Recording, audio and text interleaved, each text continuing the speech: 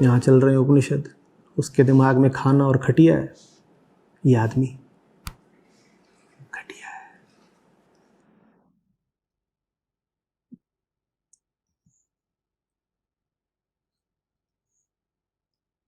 सब घटिया है, किसी एक की नहीं बात हो रही, आदमी ही घटिया है।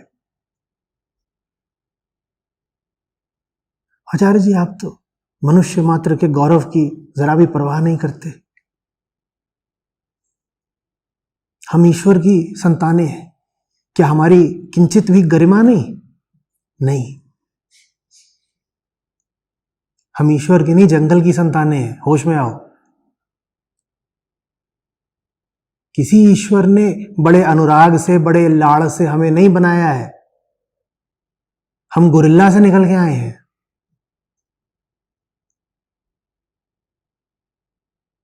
पर आचार्य जी मनुष्य तो ईश्वर की सर्वश्रेष्ठ कृति है ना? नहीं, ओरंगुटान की।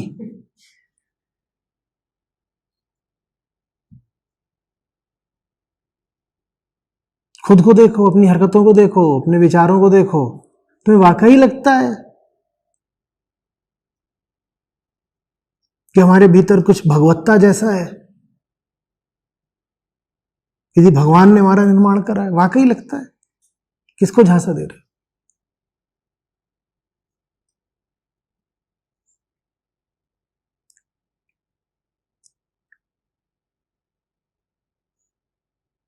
गनीमत यह है कि ज्यादातर जो हमारी करतूतें हैं वो दिमाग में ही रह जाती हैं, कभी प्रकट होकर, कार्यान्वित होकर के सामने नहीं आती हैं। नहीं तो कोई गलतफहमी नहीं रह जाती कि हम किसकी औलादे हैं। कानून का, पुलिस का, दंड का, समाज का जरा डर है। इसीलिए हमारे भीतर की पशुता एकदम समक्ष ही प्रकट नहीं होती, तो हमें जरा सा बोलने का अधिकार मिल जाता है, बहाना मिल जाता है कि देखिए है, हम तो बड़े अच्छे, बड़े गरिमावान लोग हैं।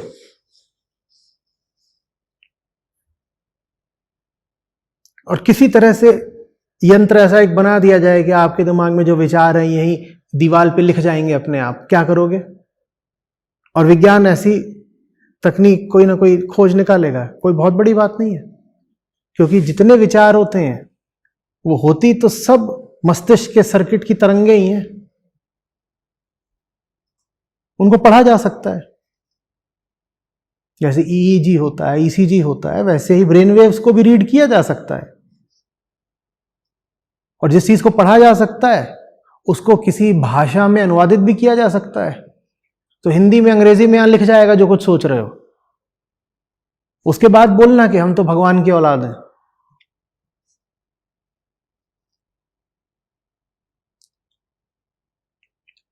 अहंकार ने बड़ी जोर से अपनी पीठ थपथपाई।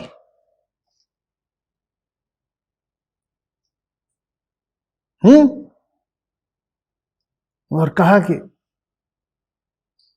भगवान ही मेरा बापू, भगवान ही मेरी माई।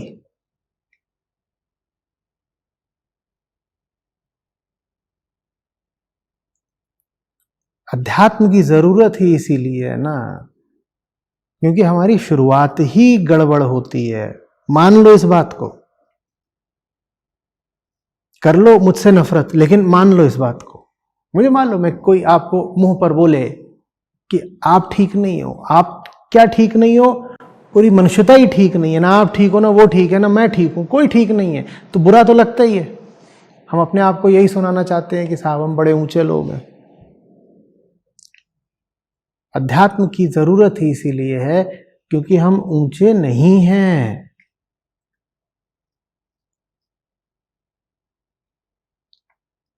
ऊंचाई संभव है अगर तुम खुद से दूर जा सको। हम तलहटी के कीड़ों जैसे हैं। ऊंचाई पर जाना है तो उस तलहटी से पराया होना पड़ेगा।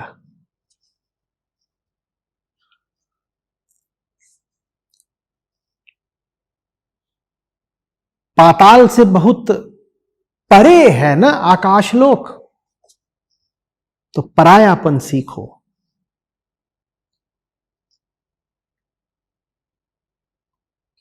जन्म हम सबका पाताल में ही होता है। अगर खुद से परे नहीं हो पाए तो पाताल में ही पड़े रह जाओगे।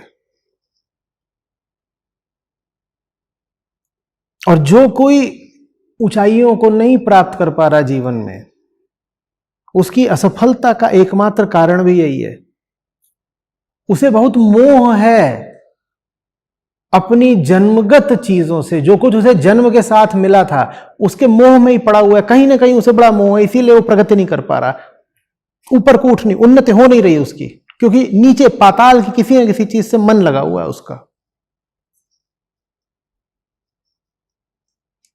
तुम्हारे अतीत में, तुम्हारे शरीर में कुछ ऐसा बैठा है जो तुम्हें बहुत प्यारा है, तुम्हें पता है तुम ऊपर उठोगे, तुम पुराने से पराये होगे, तो जो पुराना है वो छोड़ना पड़ेगा, तुम्हारा मोह है उससे, तुम छोड़ना नहीं चाहते, इसलिए तुम उठ नहीं पा रहे।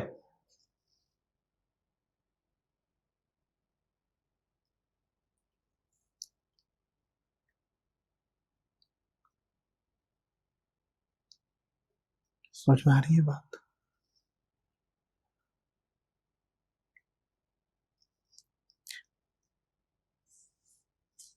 एक सत्र हुआ था 2016 में, जब मैं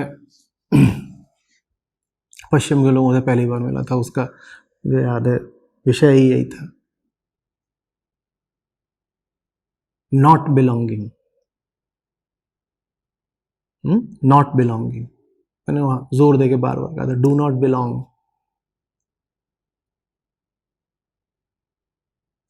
बहुत जल्दी किसी के हो मत जाया करो, बहुत जल्दी कहीं के हो मत जाया करो। तुम्हें तो पराया होना है, तुम्हें किसी का नहीं होना है। अरे तुम्हें अपना ही नहीं होना है, तुम किसी और के कैसे हो बैठे भाई?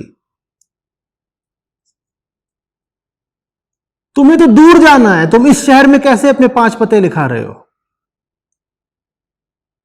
कोई तुमसे पूछ रहा पता बताओ, तुम कह रहे बताता हूं, मेरे तो यहां 5 घर है, एक जे एक जे एक जे जे जे जे। उड़ना तुम्हें आकाशों में है, पते तुम बता रहे हो केचुओं के जगत के। जैसे केचुए होते हैं, देखा है क्या करते हैं वो? थोड़ा थोड़ा मिट्टी खोद के वहीं घुस जाते हैं और मिट्टी के गोले बनाते रहते छोटे छोटे, वही घर है उनके।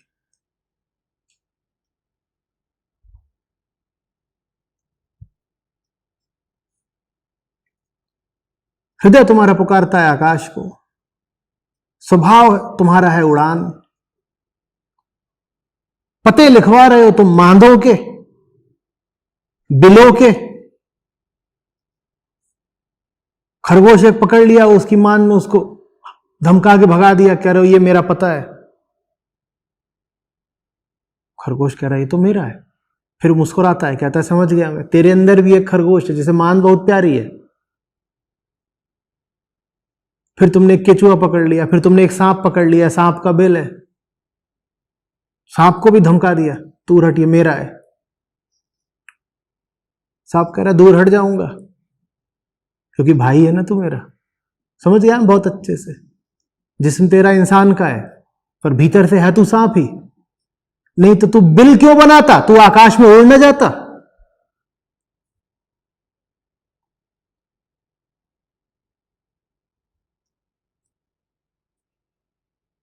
आ रही बात समझ में कुछ?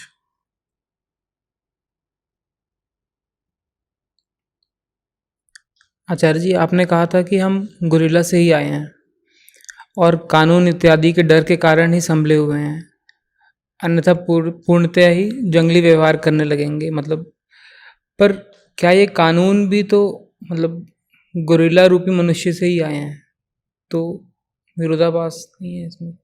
तो कानून इसलिए थोड़ी आए हैं कि वो कानून तुमको गोरिल्ला से उठा करके विशुद्ध चेतना बना दे। कानून इसलिए है ताकि तुम गोरिल्ले ही बने रहो और बाहर से शर्ट पैंट पहन लो। जिन्होंने सवाल पूछा है वो कह रहे हैं कि अगर गोरिल्ला इतना ही बुरा होता तो इतने बढ़िया बढ़िया कानून कैसे बना देता? कौन कह रहा है कि तुम्हारे कानूनों में कोई दम है? तुम्हारे कानून गोरिल्ला को देवता छोड़ो इंसान भी नहीं बना पाते। वो इतना जरूर कर देते हैं कि वो गोरिल्ले का मुंह पोत देते हैं, वो गोरिल्ले के हाथ में लैपटॉप दे देते हैं, वो गोरिल्ले को अंग्रेजी बोलना सिखा देते हैं। गोरिल्ला वहां पे खड़ा होकर के अदालत में फिर बोलता है कानून की भाषा, माय लॉर्ड। लेकिन उसके भीतर क्या बैठा हुआ है? जानवर ही तो बैठा हुआ है। वो बाहर से वो बड़ी बातें कर रहा है, कानूनी बातें कर रहा है, भीतर जानवर बैठा है। कौन सा जानवर बैठा है? जो पेट के लिए झूठ बोलने को तैयार हो गया, जो जानवर होता है। जानवर को रोटी दिखाओ, वो कुछ भी करता है ना, किसी के पीछे भी आ जाता है। वैसे ही क्या अदालतों में नहीं होता? वकीलों को पैसा दिलाओ, वो कोई भी जिरह करने को तैयार हो जाते हैं। सब वकील ऐसे नहीं होते, पर बहुत सारे ऐसे होते हैं कि नहीं होते हैं। तो ये काम गोरिल्ला का हुआ कि नहीं हुआ?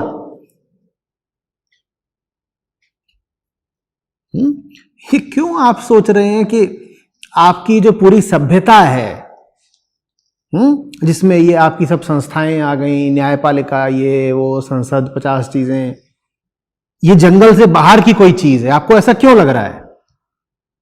या आपको ये क्यों लग रहा है कि आपकी ये जो पूरी संस्कृति है, जिसमें आपके विचार आ गए, मान्यताएं आ गई, प्रथाएं आ गई, ये जंगल से बाहर की कोई चीज है? इसमें बहुत कम ऐसा है जो आदमी की चेतना को उत्थान देता है। इसमें से ज्यादातर वही है जो आदमी को जानवर ही बनाए रखता है, बस मुखौटा पहना करके। बल्कि जानते हो हकीकत क्या है? तुम सचमुच अगर मुक्त चेतना के प्राणी बनने लगो तो तुम्हारे कानूनों को दिक्कत हो जाएगी। हमारे जो कानून है, ये दो तरह के लोगों को माफ नहीं करते। एक वो जो मंजे हुए अपराधी होते हैं, और दूसरे वो जो गहरे रूप से आध्यात्मिक होते हैं। कानून उन्हें माफ नहीं करता। अपराधियों को तो कानून फिर भी माफ कर देगा, सच्चे आदमी को तुम्हारे कानून माफ नहीं करेंगे, क्योंकि सच्चा आदमी कानून मानेगा ही नहीं। सच्चा आदमी तो सच्चाई मानेगा ना। सच्चे आदमी को आपके कानूनों से बड़ा खतरा रहता है, हालांकि वो ऐसा कोई खतरा मानता नहीं। जब तक आप एक मध्यम वर्गीय जीवन जी रहे हो हर तरीके से, तब तक कानून आपके लिए अच्छा है, कानून आपकी रक्षा करेगा। लेकिन अगर आप इस तरफ निकल गए, अपराधी बन गए, तो कानून आपके पीछे आ जाएगा आपको गिरफ्तार करने। और अगर आप उस तरफ भी निकल गए, आप संत बन गए, तो भी कानून आपके पीछे आ जाएगा आपको गिरफ्तार करने। तो आपको क्यों ऐसी गलतफहमी है कि कानून आदमी में देवत्व का, भगवत्ता का संचार करने के लिए बनाए गए हैं? कानून तो साहब ऐसे हैं जो शरीर के अलावा चेतना को मानते ही नहीं। कानून आपका कहता है इंसान और इंसान बराबर है। इंसान इंसान बराबर होता है? वो कहता है एक शरीर ये, एक शरीर ये, दोनों बराबर हैं। दोनों बराबर हो सकते हैं कभी? पर कानून तो क्या, कानून की नजर में सब बराबर है। क्यों बराबर है भाई? क्यों बराबर है? क्योंकि आपके कानून को चेतना समझ में ही नहीं आती, तो कह देता हम तो अंधे हैं, कानून अंधा होता है। अंधा नहीं, पागल है। जिसे चेतना ना समझ में आए, जो सिर्फ ये देखे कि व्यवहार किसने क्या किया। कानून व्यवहार पर ही लागू होता है ना, तुमने किया क्या। ये नहीं पूछता क्यों किया, ये नहीं पूछता पीछे विचार क्या था, ये नहीं पूछता कि कर्म का स्रोत क्या था। बस ये देख लेता अच्छा इतना करा, इतना करने पे फलानी धारा लागू होगी, चलो बेटा जेल में जाओ। व्यवहार देखा जाएगा, कर्म देखा जाएगा। कर्म के पीछे क्या है वो हमें देखना आता ही नहीं। हम तो अंधे हैं, हम तो कानून है।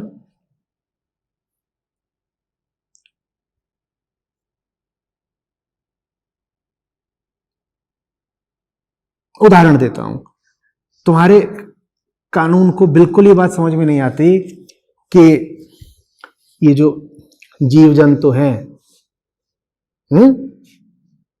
इनसे भी प्रेम किया जा सकता है। कि इनको भी रक्षा की जरूरत होती है।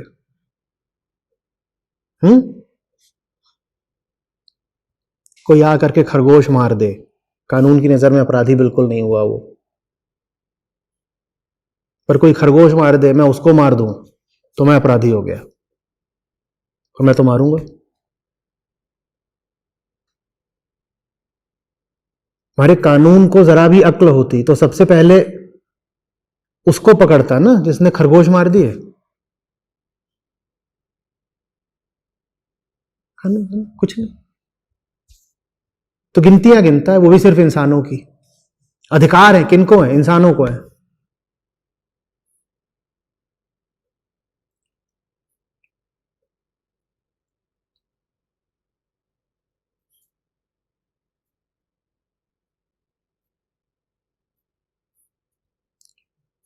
मैं ऐसा नहीं कह रहा बिल्कुल कि कोई कानून होना नहीं चाहिए वगैरह वगैरह। हमने कहा ना, जितने भी लोग बीच में आते हैं नॉर्मल डिस्ट्रीब्यूशन के, कानून उनके लिए ठीक है, उनको रक्षा भी मिल जाती है, उनकी जो एक सुचारू सामाजिक व्यवस्था है वो चलती रहती है, कानून वहां पर उपयोगी है। पर इस कर्व के दोनों सिरों पर कानून गड़बड़ हो जाता है। अपराधी वाले सिरे पे इसलिए गड़बड़ हो जाता है क्योंकि अपराधियों को पकड़ नहीं पाता, ना उनको ठीक से सजा दे पाता है, ना उनका ठीक से उपचार कर पाता है। और ऊंची चेतना का जो संतों वाला जो सिरा है, वहां भी कानून असफल हो जाता है, क्योंकि वहां कानून को समझ में ही नहीं आता कि इनके साथ करे क्या। इनके लिए तो कोई कानून बनाया ही नहीं जा सकता। चलिए, अभी जो चर्चा हो रही थी उसी पर एक प्रश्न है कि फिर ये सभ्यता का मुखौटा भी फिर क्यों है? सभ्यता का मुखौटा भी सभ्यता का मुखौटा भी इसलिए है क्योंकि कुछ लोग हुए ऊंची और मुक्त चेतना के, जो बार बार बोल गए कि सभ्य होना जरूरी है, अनुशासित होना जरूरी है। वो सभ्यता की और संस्कृति की और अनुशासन की बात कर गए थे आध्यात्मिक कारणों से, और उनकी बात में, उनके व्यक्तित्व में, उनकी हस्ती में इतना दम था कि आप उनकी बात ठुकरा नहीं सकते। तो उन्होंने अगर कह दिया कि साहब ये सब चीजें हैं जो जरूरी हैं, तो आपको माननी पड़ेंगी। लेकिन वो बातें जहां से आ रही हैं, उन व्यक्तियों के भीतर का जो स्रोत था जहां से उनकी बातें आई, उस स्रोत से आप कोई संबंध नहीं बैठा पाए। वो बातें बस आपने पकड़ ली क्योंकि उन बातों को न पकड़ने का आपके पास विकल्प नहीं रह गया था। वो बातें इतने आग्रह के साथ कही गई थी, इतनी सत्यता के साथ कही गई थी, वो प्रकाश की एक चकाचौंध की जैसे थी बातें, आप उनको ठुकरा नहीं सकते थे। तो बातें आपने पकड़ ली। अब वो बातें बन गई नैतिकता, कि ऐसा करना होता है। ऐसा क्यों करना होता है? उस स्रोत से, उस सूत्र से आपका कोई संबंध नहीं बन पाया, उतनी गहराई पे आप नहीं जा पाए, लेकिन जो उन्होंने कहा ऐसा करना होता है वो आपने पकड़ लिया। वो चीज नैतिकता बन गई। हमारे सारे कानून नैतिकता से निकले हैं। हमारे कानून इसलिए नहीं है कि आदमी एक दिन उत्थान कर करके अपनी उच्चतम संभावना को प्राप्त हो जाए। हमारे सारे कानून ऐसे ही हैं कि ऐसा करना ठीक होता है और ऐसा करना गलत होता है, बस। कोई पूछे क्यों, आप बता नहीं पाएंगे। आप कहेंगे क्योंकि सभी ऐसा कहते हैं, सभी ऐसा कहते हैं तो ऐसा ही है बस। उदाहरण के लिए, चोरी करने पर सजा मिलेगी, कानून है, बिल्कुल साधारण सी बात। चोरी करना क्यों गलत है? बड़ा मुश्किल होगा कि आप किसी कानूनविद को पकड़ें और वो इसका सही सही उत्तर दे पाए, चाहे वकील हो, चाहे न्यायाधीश हो, चाहे उच्चतम न्यायालय क्यों ना हो। बड़ा रोचक होगा उनसे इस विषय में बातचीत करना कि चोरी करना गलत ही क्यों है। वो फंस जाएंगे, नहीं बता पाएंगे। अब आचार्य की शिक्षा हमारे अवतारों और संतों ने दी है, उनकी सीख में आचार्य आता है। आचार्य माने चोरी नहीं करना है, तो उन्होंने समझा दिया आचार्य, तो कानून बन गया चोरी नहीं करना है। पर उन्होंने आचार्य इसलिए समझाया था क्योंकि चोरी करोगे तो कभी अहंकार से मुक्ति नहीं पाओगे। उन्होंने आचार्य इसलिए समझाया था, या अपरिग्रह उन्होंने समझाया था इसलिए समझाया था। लेकिन कानून बन गया चोरी करने पे फिर इतने साल की सजा है। ये कानून इसलिए थोड़ी बना है कि अगर चोरी करिए तो मुक्ति नहीं मिलेगी। ये कानून तो इसलिए मिला है कि उसकी चीज तुमने चुराई क्यों। अहंकार परिग्रह करना ही चाहता है। वहां पे अचौर्य और अपरिग्रह साथ साथ चल रहे थे। वहां पर अचौर्य और अपरिग्रह एक साथ चल रहे थे। अचौर्य कह लो, अस्तेय कह लो, ये सब न चुराने के नाम है, चुराना नहीं है। तो वहां न चुराना और संग्रह न करना, परिग्रह माने संग्रह करके रखना, अस्तेय माने न चुराना, तो वहां ये दोनों शिक्षाएं एक साथ दी जा रही थी कि न चुराओ न संग्रह करो। कानून कहता है उसने संग्रह कर रखा था, उसकी चीज तूने चुराई क्यों, उसने संग्रह करा था, उसने ठीक करा था। ये तो बात ही अजीब हो गई, क्योंकि कानून को पता ही नहीं है कि चुराना गलत है क्यों। कानून को नहीं पता है कि चुराना गलत क्यों है। वहां तो बस ऐसे ही है, नहीं चुराना चाहिए, नहीं चुराना चाहिए। पर क्यों नहीं चुराना चाहिए, क्यों नहीं चुराना चाहिए बताओ ना। क्योंकि उसकी चीज थी। अरे तो चीज तो किसी की कुछ नहीं होती, उड़ जाएगा हंस अकेला, चुराना क्यों नहीं चाहिए। बता ही नहीं पाएंगे, होंगे माननीय न्यायाधीश, कुछ नहीं बता पाएंगे। वो तुम्ही पे धारा लगा देंगे, कहीं देखो अवमानना करता है न्यायालय की, जेल भेजो इसको।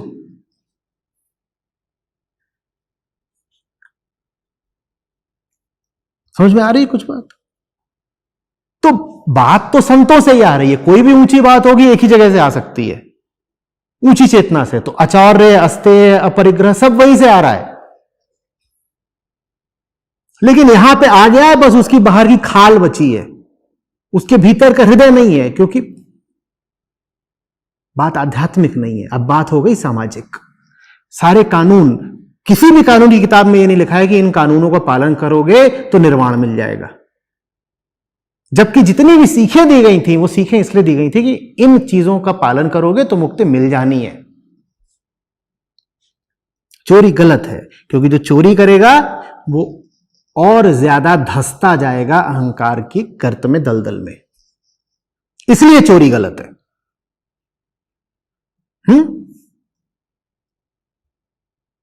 समझ में आ रही बात।